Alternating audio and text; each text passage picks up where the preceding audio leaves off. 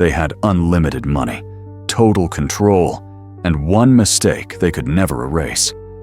This disappearance didn't just shatter a wedding, it detonated a billion-dollar empire.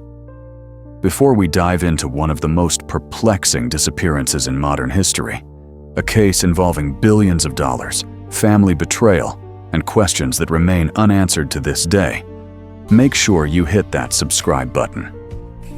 Like this video and turn on notifications, because what we're about to reveal will change everything you thought you knew about wealth, power, and the dark secrets families hide. This is Crime Pulse Chronicles, where every case has a heartbeat. June 14, 2019, the Blackwell estate, Southampton, New York. It was supposed to be the wedding of the decade. Katherine Elizabeth Blackwell, 28-year-old heiress to the Blackwell Industries fortune, estimated at $4.7 billion, was marrying tech entrepreneur Marcus Chen in a ceremony that cost an estimated $12 million. 300 of the world's most powerful people had gathered: senators, CEOs, celebrities, royalty. The security detail alone cost $800,000. Every detail was perfect. Katherine's Vera Wang wedding dress cost $350,000. The flowers were flown in from Ecuador that morning. A 12-piece orchestra was set to play during the ceremony. Michelin-starred chef Daniel Boulud designed the menu. At 3:00 p.m., guests began arriving. Valets parked Rolls-Royces, Bentleys, and Ferraris. At 4:30 p.m., the ceremony was scheduled to begin, but Katherine Blackwell never walked down the aisle. At 4:45 p.m., after 15 minutes of delay, the wedding planner knocked on Katherine's bridal suite door. No answer. At 4:50 p.m., she entered the room. Katherine was gone. Her wedding dress was still on the mannequin. Her phone was on the vanity. Her purse, her jewelry, her identification, everything was left behind. Security footage showed her entering the bridal suite at 2:17 p.m. She was never seen leaving. Katherine Elizabeth Blackwell had vanished from her own wedding. Within hours, the story exploded. Law enforcement launched a massive search. The FBI got involved. Media descended on Southampton. Theories ranged from kidnapping to cold feet to something far more sinister. But here's what makes this case extraordinary. Katherine Blackwell's family didn't want her found, and the deeper investigators dug, the more they discovered that Katherine's disappearance wasn't the tragedy it appeared to be. It might have been an escape. Today, we're exposing the truth about America's most mysterious missing heiress and the billion-dollar secrets her family tried to bury. To understand why Katherine disappeared, we need to understand who she was, and more importantly, the family she was born into. Katherine Elizabeth Blackwell was born on March 3, 1991 in Manhattan. She was the only child of Richard Blackwell III and Victoria Ashford Blackwell. From birth, she was destined for extraordinary wealth and extraordinary pressure. The Blackwell family fortune originated in the early 1900s with steel manufacturing. By the 1950s, Blackwell Industries had diversified into real estate, technology, pharmaceuticals, and defense contracting. By 2019, the company's annual revenue exceeded $23 billion. Katherine's father, Richard Blackwell III, served as CEO. Her grandfather, Richard Blackwell II, was chairman of the board. Katherine was the sole heir to the family empire. Katherine's childhood was one of immense privilege, but also isolation. She attended Choate Rosemary Hall, one of America's most elite boarding schools, where tuition exceeded $65,000 per year. She graduated valedictorian. At 18, she entered Harvard University, studying economics and art history. Friends described her as brilliant, driven, but deeply private. She rarely discussed her family's wealth. She seemed almost embarrassed by it. One former Harvard classmate, who requested anonymity, told investigators, Katherine was different from other wealthy students. She didn't flaunt her money. She dressed simply. She studied constantly. But there was always this sadness about her, like she carried a weight no one else could see. Another friend noted, she never talked about her parents. Ever. When we'd go home for holidays, she'd get quiet. It was like she was dreading going back. What was happening behind closed doors at the Blackwell estate? The Blackwell family estate in Southampton spans 47 acres. The main house alone is 40,000 square feet, larger than most museums. It has 18 bedrooms, 24 bathrooms, a home theater, indoor pool, tennis courts, and a private helicopter pad. The property is valued at over $95 million. It was Katherine's childhood home, and according to later testimony, it was where her nightmare began. Katherine's relationship with her parents was complicated. Richard Blackwell III was known as a ruthless businessman, brilliant, calculating, and utterly focused on the company. Victoria Ashford Blackwell came from old money herself, a socialite more concerned with appearances than substance. By all accounts, Katherine's parents treated her less like a daughter and more like a corporate asset. Her future was mapped out before she could walk. Elite schools, Ivy League education, marry well, produce an heir, and eventually take control of Blackwell Industries. She was never given a choice. After graduating Harvard in 2013, Katherine was immediately brought into Blackwell Industries. She was given a vice president title, not because she'd earned it, but because she was a Blackwell. She attended board meetings. She was photographed at corporate events. She gave speeches written by PR consultants, but those close to her say she hated every moment of it. One former executive assistant recalled, Katherine would sit in those meetings, and you could see her just disappearing, like she was somewhere else in her mind. She never wanted this life. In 2016, Katherine met Marcus Chen at a technology conference in San Francisco. Marcus, 32, was the founder of Tech Vista, a rapidly growing artificial intelligence startup valued at over $400 million. Unlike Katherine, Marcus was self-made. The son of Taiwanese immigrants, he'd built his company from a garage to a Silicon Valley success story. He was brilliant, ambitious, and represented everything Katherine's world wasn't: innovation, risk-taking, and freedom. Friends say Katherine fell in love immediately. For the first time in her life, she was with someone who saw her as Katherine, not as a Blackwell, not as an heiress, not as a corporate asset. Marcus wasn't intimidated by her family's wealth. He had his own success. They shared a love of art, technology, and philosophy. For 2 years, they dated, mostly on the West Coast, away from her family's scrutiny. Katherine seemed happier than she'd ever been. But when she told her parents she was going to marry Marcus Chen, everything changed. According to later testimony from household staff, Katherine's announcement was met with fury. Richard Blackwell III believed Marcus was a gold digger after the family fortune, despite Marcus being worth hundreds of millions himself. Victoria Blackwell was mortified that Katherine wanted to marry someone outside their social class. Old money snobbery at its most toxic. More importantly, Marcus wasn't part of the plan. The Blackwells had always intended Katherine to marry someone from their world, someone who could be controlled, someone who would serve the family's interests. The Blackwells made their position clear. If Katherine married Marcus, she would be required to sign a prenuptial agreement so restrictive it was essentially financial extortion. The terms included: Marcus would have no claim to any Blackwell family assets. Katherine's access to her trust fund would be controlled by her father. Any children would be required to take the Blackwell name.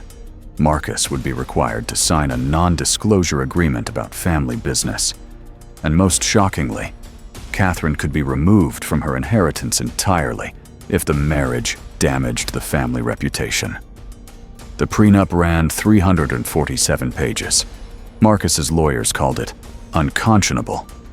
But Katherine, desperate to maintain some connection to her family, signed it. Despite the tension, Katherine and Marcus pushed forward with wedding plans. Or rather, Victoria Blackwell pushed forward with wedding plans. Katherine wanted a small ceremony in California. Her mother insisted on a massive Southampton estate wedding. 300 guests, maximum publicity, a display of Blackwell power and prestige. Katherine tried to resist, but according to friends, the pressure was overwhelming. One bridesmaid later testified, "Katherine called me 2 weeks before the wedding, crying. She said she felt like a prisoner. She said the wedding wasn't hers, it was her mother's. But she felt trapped. She didn't know how to escape without losing everything." In the weeks leading up to the wedding, Katherine's behavior changed. She stopped answering friends' calls. She missed 2 dress fittings. Her social media, which had been active, went silent. Marcus later told investigators he barely saw her the final 2 weeks. Her family kept them separated, claiming wedding tradition. He said when they did talk, Katherine seemed distant, almost robotic. Something was very wrong. But the Blackwell wedding machine rolled on. June 14, 2019 arrived, and Katherine Blackwell made a decision that would change everything. June 14, 2019 began like any other luxury wedding day. The estate came alive at 6 a.m. Caterers arrived with $40,000 worth of food. Florists spent 4 hours creating arrangements. Security teams swept the grounds. At 9 a.m., Katherine's hair and makeup team arrived at the bridal suite. But Katherine wasn't there. She was taking a walk on the estate, grounds, alone. Security footage shows Katherine's movements throughout the morning. 7:30 a.m., walking alone in the gardens. 9:15, on her phone near the fountain. Call lasted 47 minutes, recipient unknown. 11:20 a.m., entering the main house. 12:45 p.m., lunch with bridesmaids in the solarium. Appears quiet, withdrawn. 2:17 p.m., entering bridal suite. This is where the timeline becomes critical. At 2:17 p.m., Katherine enters the bridal suite. The door closes behind her. Security cameras cover every entrance and exit to that wing of the house. Katherine Blackwell never appears on camera again. At 4:30 p.m., the wedding planner knocked on the door. "Katherine, honey, it's time to start getting ready. Guests are arriving." No response. At 4:45 p.m., after the ceremony start time had passed, the planner knocked again, more urgently. Still no response. At 4:50 p.m., she opened the door. The suite was empty. The wedding dress hung untouched. Katherine's phone was on the vanity, unlocked. Her purse containing her ID, credit cards, and $2,300 in cash was on the bed. Her diamond jewelry, worth over $400,000, was laid out but unworn. Most strangely, the windows were locked from the inside. Investigators photographed the scene. Katherine's phone showed her last activity at 3:47 p.m., an unsent text message in the drafts folder. It read, "I'm so sorry. I can't do this anymore. Please forgive me. I have to." The message stopped mid-sentence. Who was it meant for? Marcus? Her parents? Someone else? And what did she mean by, "I can't do this anymore"? Was it wedding jitters? Or something far more serious? At 5:05 p.m., the wedding planner informed Victoria Blackwell that Katherine was missing. At 5:10 p.m., security began a sweep of the estate.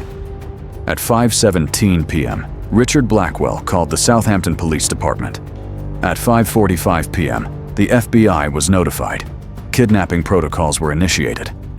At 6:30 p.m., Marcus Chen was questioned by investigators. He was visibly distraught and confused. He had no idea where Katherine was. At 7:15 p.m., the media got wind of the story. By 8:00 p.m., it was international news. Billionaire heiress vanishes from her own wedding. The search began immediately. The initial search involved over 200 law enforcement personnel.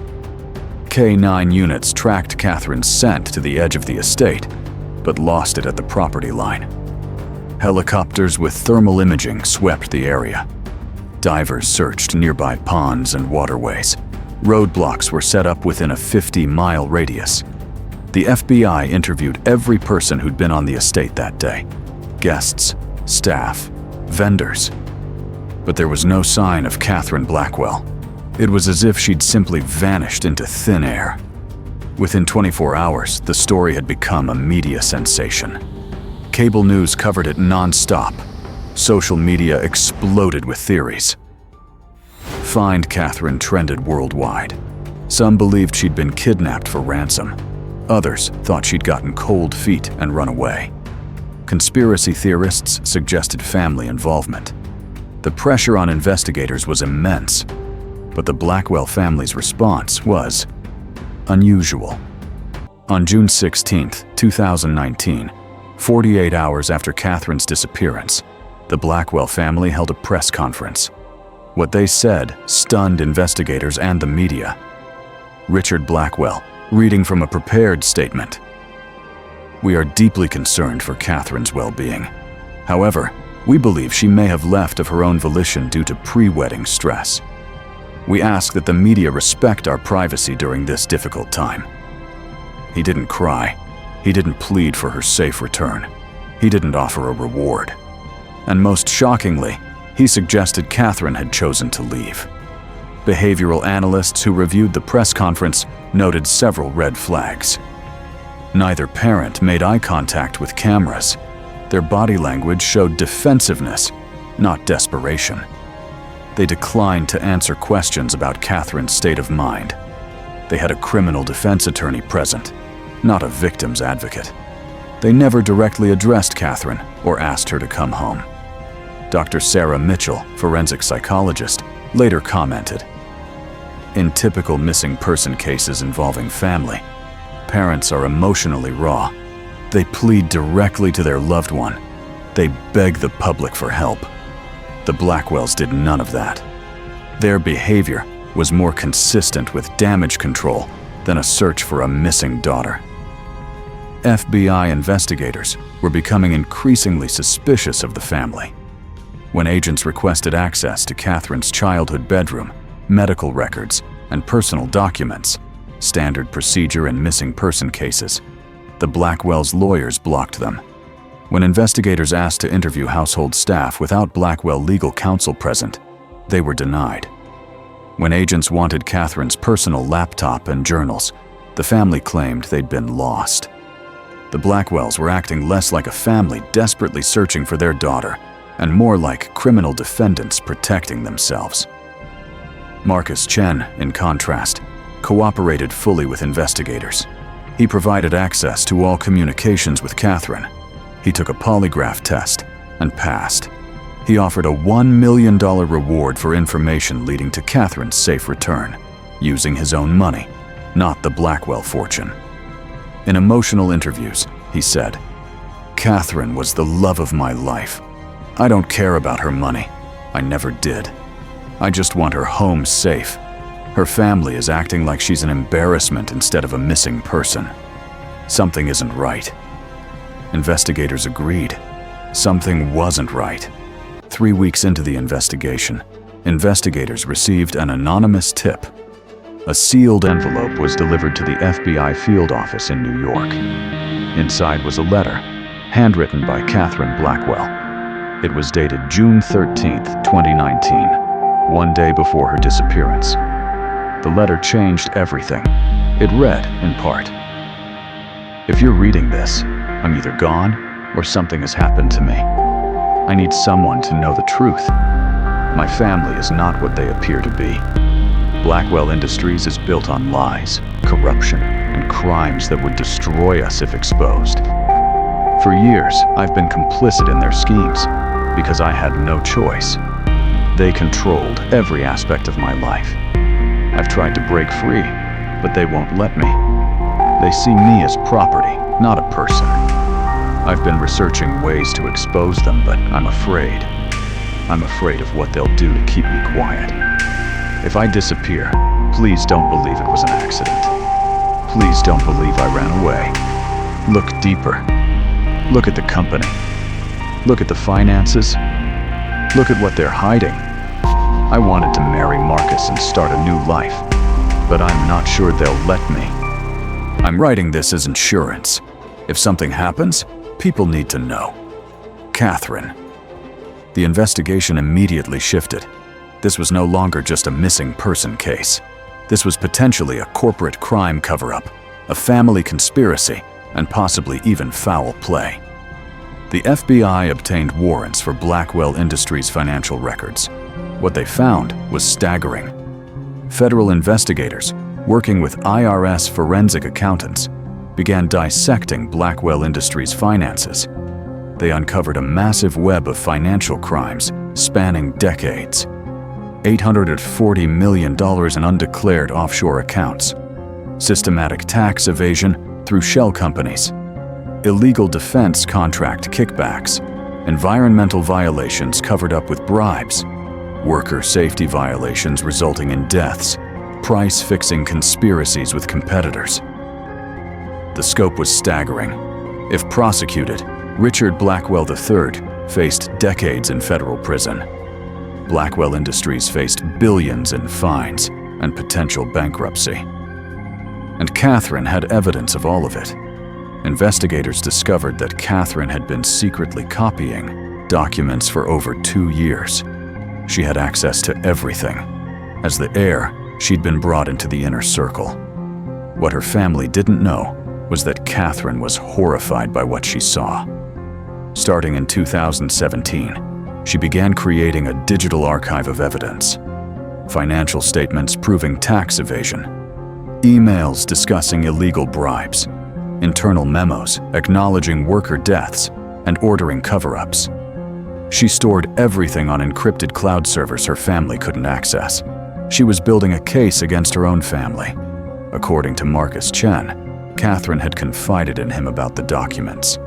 She told him she wanted to report her family to authorities after the wedding. She wanted to start a new life, free from the corruption. Marcus said he supported her decision, but urged her to be careful. He said she was terrified.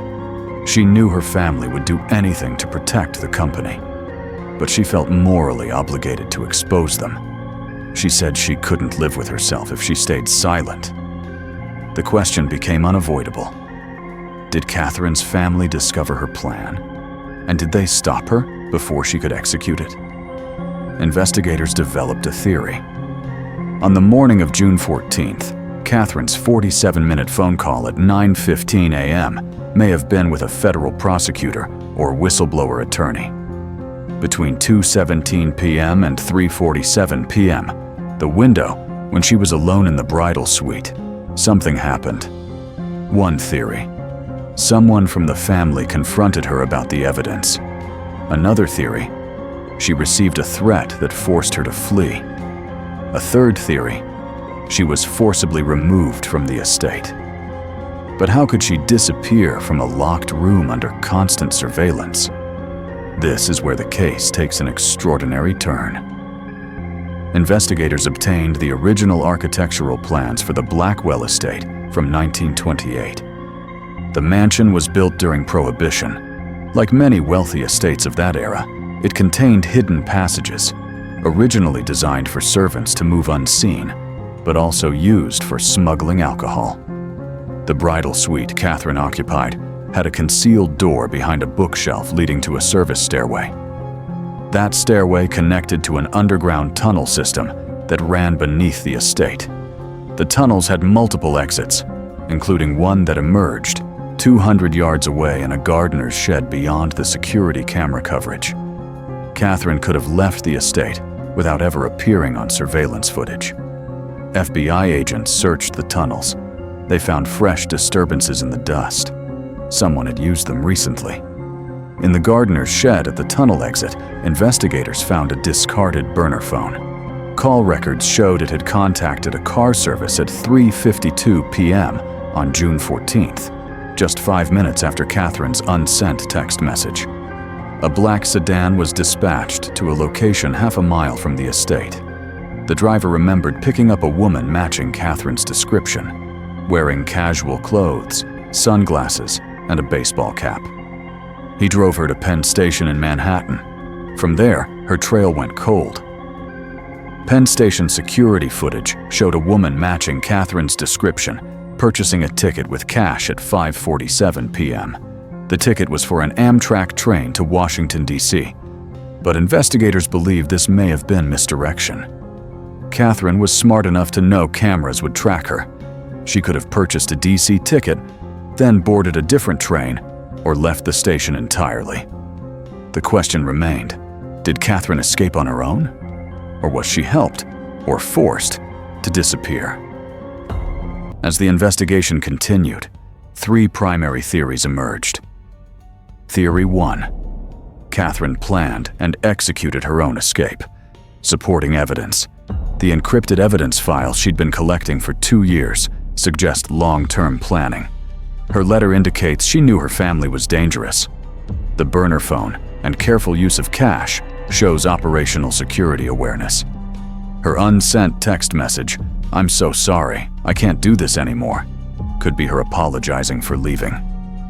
Marcus Chen stated Katherine had asked him theoretical questions about disappearing and starting over months before the wedding. Under this theory, Katherine is alive, in hiding, possibly with a new identity. She used the wedding day as cover. Maximum confusion, maximum media distraction. Perfect time to vanish. She may be waiting until statute of limitations on certain crimes expire before surfacing with her evidence against her family. Theory 2. The Blackwell family orchestrated Katherine's disappearance, possibly permanently. Supporting evidence. The family's bizarre behavior after her disappearance. No emotional appeals. Immediate legal defensiveness. Obstruction of investigation. Richard Blackwell had the most to lose if Katherine exposed the financial crimes. His freedom, his fortune, his legacy. The family had the means, motive, and opportunity. They knew the estate's hidden passages. They could have forced Katherine to leave through the tunnels under duress. The fact that Katherine feared her family enough to write that letter suggests she believed they were capable of harming her. Under this theory, Katherine may have been taken to a private location, possibly overseas, where she's being held against her will. Or worse, she may have been killed and her body hidden. Theory 3. A third party kidnapped or convinced Katherine to disappear. Supporting evidence. The 47-minute phone call the morning of the wedding was never traced. Who was Katherine talking to? Foreign intelligence services or corporate competitors might want Katherine's evidence for leverage against Blackwell Industries. A defense contractor rival could have orchestrated her disappearance to destabilize the company. Katherine's evidence could be worth billions to the right buyer. Under this theory, Katherine may have been offered protection in exchange for her evidence files. She could be in witness protection, working with federal prosecutors. Or she could be in a foreign country under the protection of another government. Each theory has compelling evidence. But after 5 years, we still don't know which is true. What we do know is this. Katherine Blackwell had powerful reasons to disappear. She had the intelligence and resources to do it successfully. And she had enemies who would benefit from her silence. In the months following Katherine's disappearance, the FBI's investigation into Blackwell Industries moved forward. In October 2019, federal prosecutors filed a 74-count indictment against Richard Blackwell III, 5 company executives, and Blackwell Industries itself. Charges included wire fraud, tax evasion, conspiracy, environmental crimes, Foreign Corrupt Practices Act, violations, obstruction of justice. The evidence Katherine had collected, which automatically uploaded to federal servers upon her disappearance, became the foundation of the prosecution's case. Richard Blackwell's trial began in March 2021. It lasted 7 months. The prosecution presented over 4,000 documents and called 63 witnesses. In October 2021, Richard Blackwell III was convicted on 68 of 74 counts. He was sentenced to 23 years in federal prison. Blackwell Industries was fined $2.7 billion. The company filed for bankruptcy protection and was later sold in pieces to various competitors. Victoria Blackwell divorced Richard and moved to Europe. She has never spoken publicly about Katherine. Marcus Chen never remarried. He established the Katherine Blackwell Foundation for Corporate Whistleblower Protection. He continues to offer a reward, now $5 million, for information leading to Katherine's location. In a 2023 interview, he said, "I believe Katherine is out there somewhere. Whether she's in hiding by choice or being held against her will, or worse, I don't know. But I won't stop looking. She saved hundreds of families by exposing her own family's crimes. She deserves to be found and honored for her courage." The FBI's missing person investigation remains active.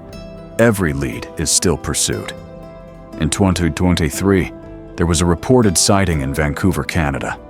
In 2024, someone matching Katherine's description was allegedly seen in Barcelona, Spain. Neither sighting was confirmed. Digital forensics experts continue monitoring for any sign of Katherine accessing her encrypted files or hidden bank accounts. So far, nothing. Katherine Blackwell remains one of America's most famous missing persons. Forensic artists have created age progression images showing what Katherine would look like today at age 33. If Katherine changed her appearance, different hair color, style, possibly cosmetic surgery, she could be anywhere. The question remains, is she hiding by choice? Or is she unable to come forward? In December 2024, an anonymous email was sent to the Katherine Blackwell Foundation. It contained a single photograph, a woman sitting at an outdoor cafe in an unidentified location. The woman wore sunglasses and a hat, making identification impossible. But she was reading a book Katherine loved, The Count of Monte Cristo, the classic tale of escape and revenge. The photo's metadata had been scrubbed. No location data, no camera information. Was it Katherine sending a signal that she's alive and safe? Or was it a cruel hoax? Investigators couldn't determine authenticity. But Marcus Chen keeps the photo on his desk. He believes it's her. Katherine Blackwell's case isn't just about one missing woman. It's about the price of wealth when that wealth is built on corruption. It's about families that value reputation over love. It's about the courage it takes to stand up to your own blood when they're doing wrong.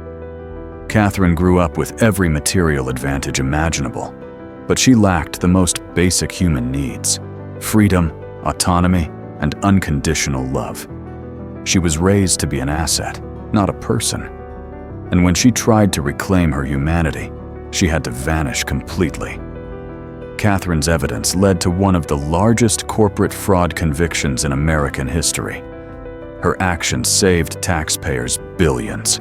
They protected workers from unsafe conditions. They held powerful people accountable.